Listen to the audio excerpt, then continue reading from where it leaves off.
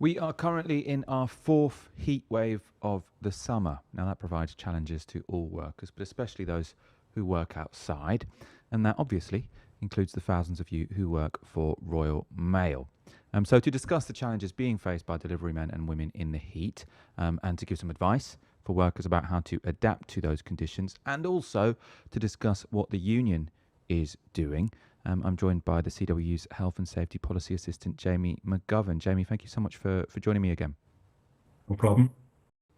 Just a note for our audience, due to availability issues, this episode, is pre-recorded, so we won't be able to take questions, but we will be able to next week, hopefully.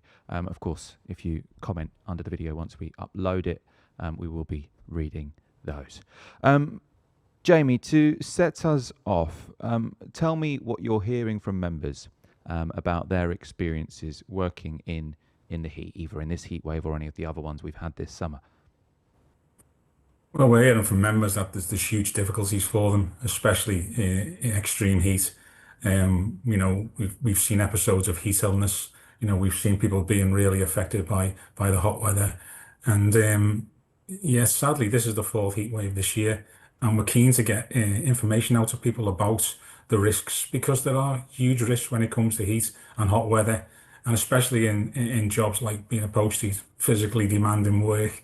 Very often not enough toilets to go to, nowhere to get a drink, etc. So we're trying to raise awareness about what people can do, what they can expect of the employer, and also what they can do in terms of their own employment rights. And you said heat illness. Could you explain a bit what that means? Because I suppose it might sometimes be ambiguous. It can be uncomfortable to be in the heat. When does that become heat illness?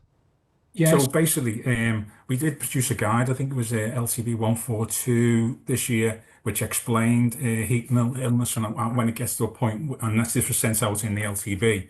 So where it gets to a point where it's greater risk of heat illness, that's, for example, when you're very tired, you're hungry, or you're very dehydrated. And then you start to see the body react to that situation, where you'll see like agitation, nausea, vomiting, cramps, dizziness, all that type of stuff. And we're trying to raise awareness of heat illness because of what's happened to postal workers in the United States, sadly, through tragic occurrences over there. So getting people to understand what heat illness is and react to it is basically, why we shared LCB 142 early this year. And you just mentioned there a couple of tragic incidents in the United States. Could you give us a bit more detail about that?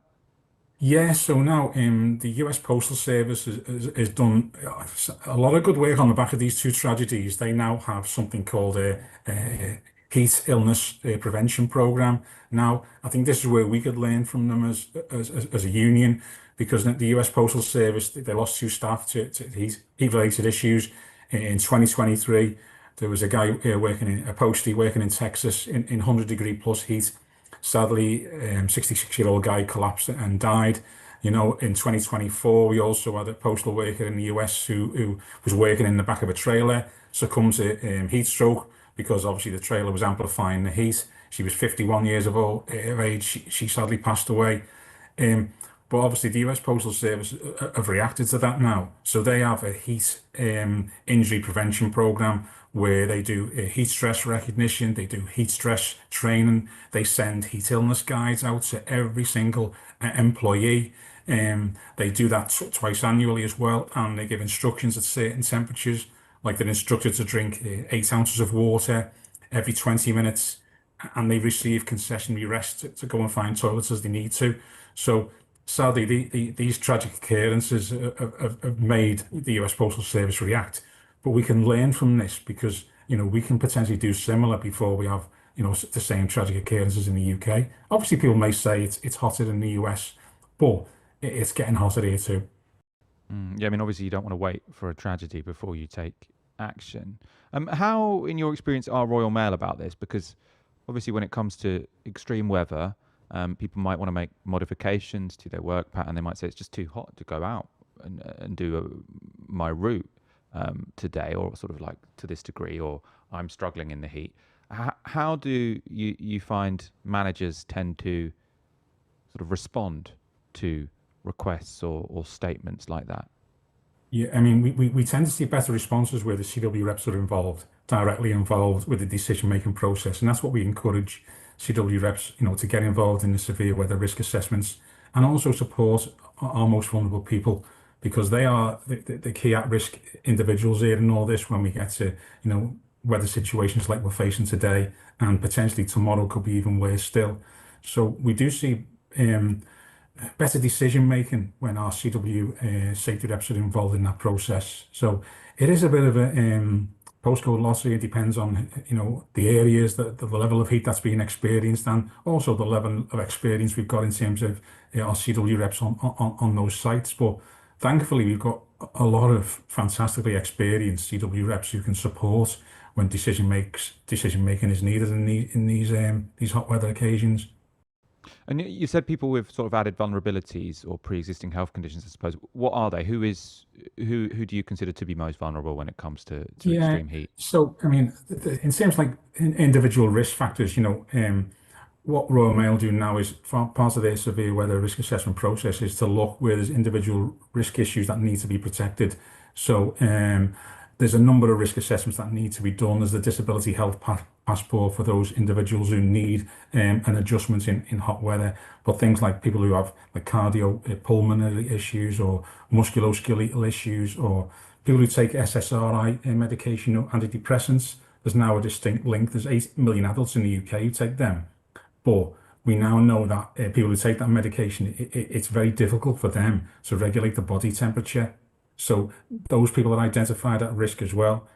Kidney issues, urinary issues, obviously pregnant workers too, massive risk issues in hot weather, people with diabetes or bowel or intestinal issues. These are all people who then come into that at-risk category.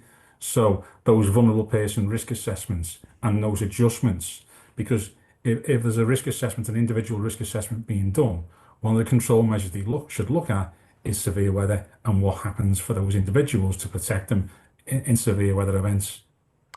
And what are people's legal rights? Because I understand at the moment the TUC are campaigning for a maximum heat, sort of to say that it's unreasonable to ask people to work in. I think that maybe they've said it at 30. I'm not. You'll know better than I do on that. But as far as I understand, that's not yet the law. There isn't a maximum heat that bosses can't ask you to work in. But there are other sort of health and safety laws that could, I suppose, cover that anyway. So could you talk to us about the state of the law when it comes to people's rights to be safe at work, I suppose? Yeah, well, we are backing the TUC on the campaign. So the TUC and the ongoing work with the CWU, we are pushing for a heat furlough scheme. And our heat furlough scheme would be at 30 degrees and 27 degrees for outdoor workers. Obviously, there's a lot of unions on the same page with this. So we need changes to that legislation, particularly health and safety legislation like the health, safety and welfare regulations to make sure there's upper limits included in there in terms of temperature or even referenced so the employer has to do more at certain temperatures. We understand there may be changes there in the future and it will be at 27 degrees where there's recommendations being made on new pieces of legislation. Obviously, we need the government to act on this as well, and act fast because climate change is rapidly changing the risks that are out there for every single individual in the UK. But also Section 44 of the Employment Rights Act, that's what the TUC are pushing, and we've pushed that too. I was offering advice to people back in July about their entitlements under Section 44 of the Employment Rights Act. I mean, normally the likes of Royal Mail, they would push it out as a dynamic risk assessment, make a decision, consider the risk that you're facing, and then, decide what to do. And that includes basically returning mails if it's becoming too unsafe. Now, with Section 44, this is where like serious imminent danger is affecting the safety of individuals. No, it is an individual decision. Your safety rep, for example, can't go in and argue for the whole of the office and say, we're all going to use Section 44 now today under the Employment Rights Act. These are individual decisions because there's individual risk factors in play. And even like if people do return the mail, I mean, people forget there's a sticker that you can use, the P6705 sticker, which is for hazard risks, and it includes weather, severe weather. You can endorse the mail and return it by then showing the business you'd undertaken a dynamic risk assessment. But that Section 44 of the Employment Rights Act is the one I directly reference for anybody who needs to use that. Hopefully, with support from the then you wouldn't need to use that. It would be classed as a sensible decision if people do have to come back in high heat.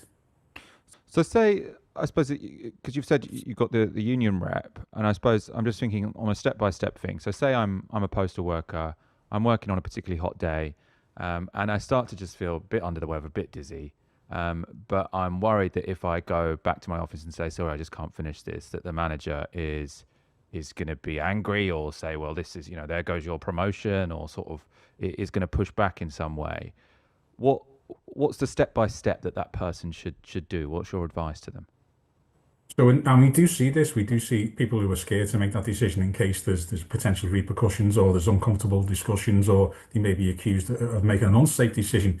We will support anybody who makes a personal safety decision to keep themselves safe because we know when it comes to high heat, there are very serious risks out there. So getting support from your local rep if those conversations need to happen when you go back to the workplace.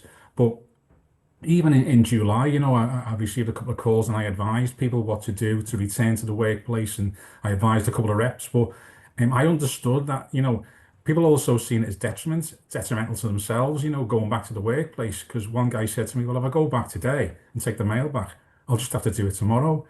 And I did say to him, I said, no, this is a personal safety decision that you can make, and your rep can support you.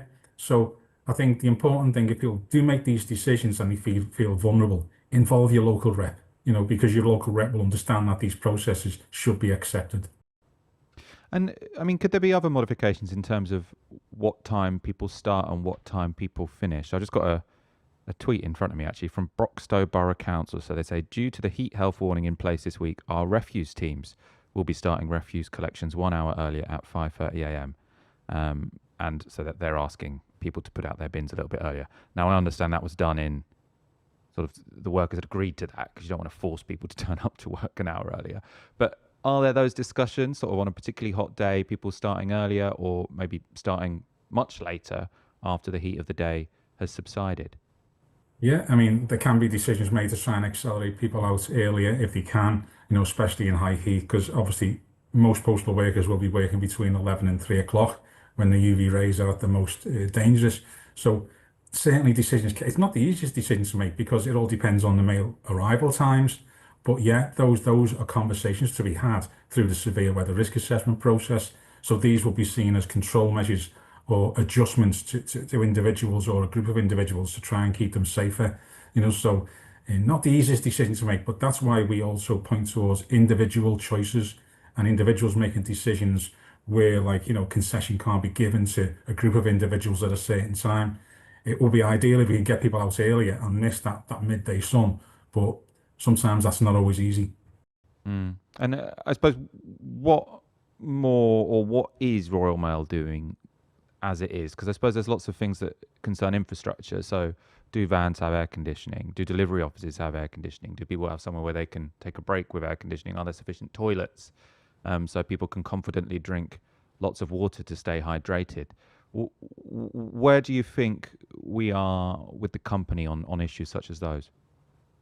Well, the big issue there is you mentioned air conditioning in the vans. Not all vans have air conditioning. You think about the areas where we represent people, whether it's the three biggest fleets on the road, Royal Mail, Parcel Force, Openreach. A lot of these vehicles don't have air conditioning. We did see heat-related issues back in July because of the heat of the van. You get something called heat amplification, where the van heats up. It's the reason why dogs aren't left in cars. Vehicles can heat up to a really excessive level. So obviously, we would like to see air conditioning in every single van, and also, the correct provision of toilets. We need to do more on this and raise awareness of some of the schemes out there, like Toilet Map, that they can identify where toilets are. People with vulnerabilities as well, they can potentially get something called a Just Can't Wait card, which gets people access to 4,000 toilets in the UK. If there's a bowel or bladder disability issue or pregnancy or anything meaning that individual needs to use the toilet, because the big risk issue is with something called deliberate dehydration. And we've seen this during the pandemic where people didn't have toilets to go to, so they wouldn't actually drink enough. So then what we'd see is that people were getting into serious health distress because they didn't have toilets to go to, so they weren't drinking enough, and this deliberate dehydration then was having a massive effect on them. So there's lots of work to do. Obviously, we are talking to the company, and we're trying to push them in certain directions on the severe weather process, because we know there's real risks out there, especially with what we mentioned before about what went on in the US Postal Service. Yeah, and I suppose are there any cases in, obviously we haven't had anything as severe as those two deaths in the United States. Are there any cases where sort of people have felt like they can't tell their manager they feel too unwell to work, and something bad has happened? I mean, is there any sort of events you think it would be useful to raise awareness of? I mean, I know back in July there, saying there's four individuals being supported because, they felt like they couldn't have a conversation, and they felt like they wouldn't have been supported and needed to make a decision. Ironically, all those individuals, when we spoke to them, had underlying health concerns. So what we identified there in terms of the support they needed was they needed reasonable adjustments. They needed disability risk assessments. They needed the disability passport completing to identify that they needed reasonable adjustments in high heat. One particular guy, he mentioned that, he had arthritic knees, and they really did like swell up, and he felt like he couldn't walk more than like sort of for 10 minutes without stopping and recovering. But when we drilled down there, we found that the failure was he didn't have a risk assessment in place, and he was just expected to cope like, an able-bodied person or a person in full health. So when we look at these cases, it's really important we shared examples like this, because we can try and then go back to the employer and say, is an example case that we need to learn from. So, I mean, obviously we're constantly learning, and we're constantly in dialogue with the employer, because obviously climate change is affecting us now. We're speaking to other organisations as well who've been supporting us, Heat Strike, the TUC, other trade unions. So we're trying to learn from them as well. Other trade unions have outdoor workers too. So, we're trying to learn from lots of organisations and trying to push the business in direction on this. And I suppose, to put you on the spot, what are sort of the three bits of advice that you say anyone listening to this should go away with when it comes to how to stay safe in heat waves? I think the first advice is making those personal safety decisions. Trusting yourself to listen to what your body's telling you, and making those personal safety decisions, and not, being reassured that you are allowed to do this under statute, law, and legislation. The employer policies allow you to do this as well. If you are getting to a point where you are really struggling in the heat, and you believe there's a safety risk to yourself, make that decision. Don't worry about the consequences of having a conversation or an argument when you go back to the workplace, because the health consequences could be so much worse if you don't make that decision. The other issue I'd say is maybe look where you get your information from. There's loads of good sources of information out there. Obviously, the companies and the employees direct you to the Met Office website, but I look at a website called Meteorologics, which is a website that was funded by the European Union, and that has weather map stations all across the UK, and it gives you live updates on weather, on maximum temperatures, on humidity percentages, on sunshine durations, wet bulb temperatures. It has so much information on there, and it's a fantastic website in terms of providing local reps with information too. There's over like 500 weather stations mapped around the UK, so you can find information about the weather in your area pretty quickly. I was looking at it before and yesterday, identifying where the hotspots were in the UK yesterday, and I knew Netherley was pretty warm yesterday. But this website is well worth a visit, and it's a free website, and there's lots of information on there. And finally, as well, if there is health vulnerability for individuals, speak to your local rep, because there are protective measures that should be put in place for you.